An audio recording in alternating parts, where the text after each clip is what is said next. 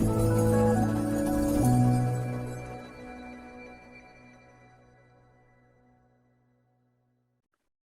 الله عليكم ورحمة الله وبركاته. رمضان كريم كان قليال ملك استوى جوكتان sidoo kale ciid wanaagsan arjeenina inuu ilaahay si nabad ah u gaarsiiyo ciidan ciideeda kale insha Allah. halkani waa Elliott Wave Analysis YouTube channel.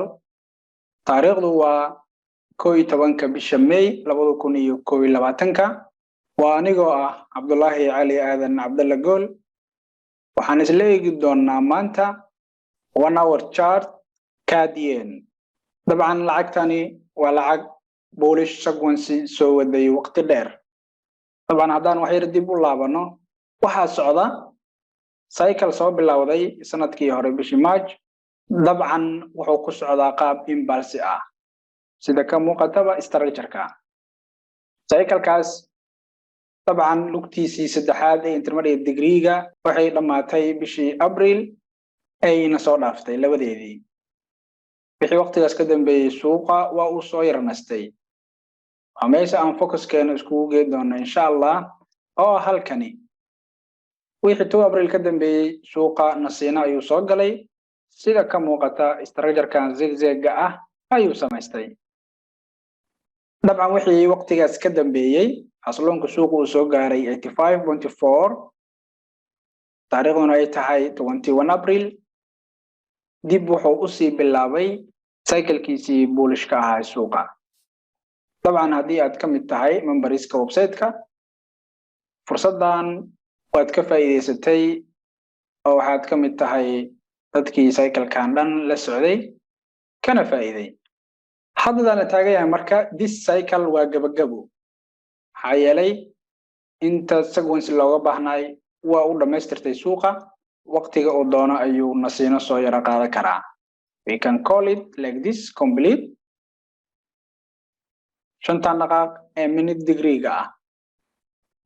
then waxaan sugaynaa wave 1 iyo wave 2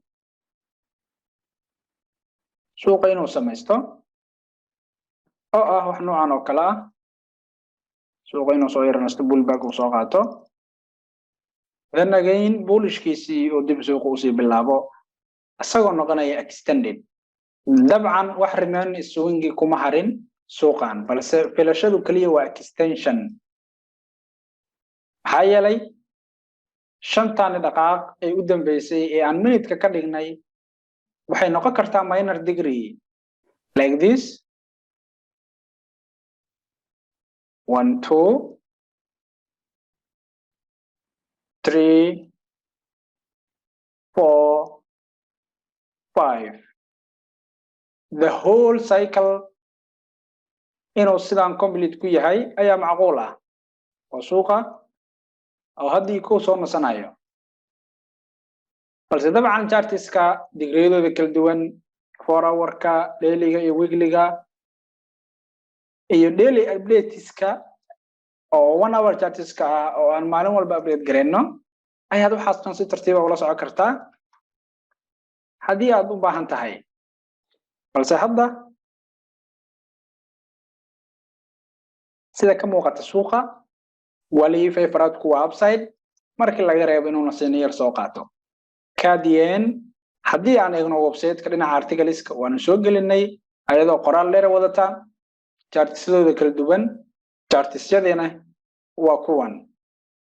dabcan waa 20 April suuqa intuusan dhaqaaqin isagoo on the process ah oo dhaqaaqi si fiican wali uusan u bilaabin isagii oo dhaqaaqay iyo haddana la taagan yahay oo maanta ah xaaladdu suuqa ku sugan yahay.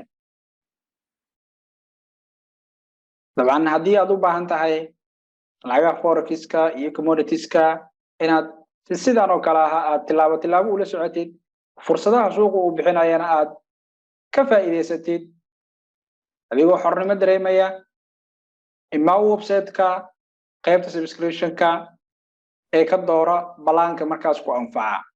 sidoo kale haddii aad tahay qof ku cusub suuqan ama wafiska oo dhan waxaa ku diyaara qaybta education-ka oo aad ka bari kartid cilmigan oo complete ah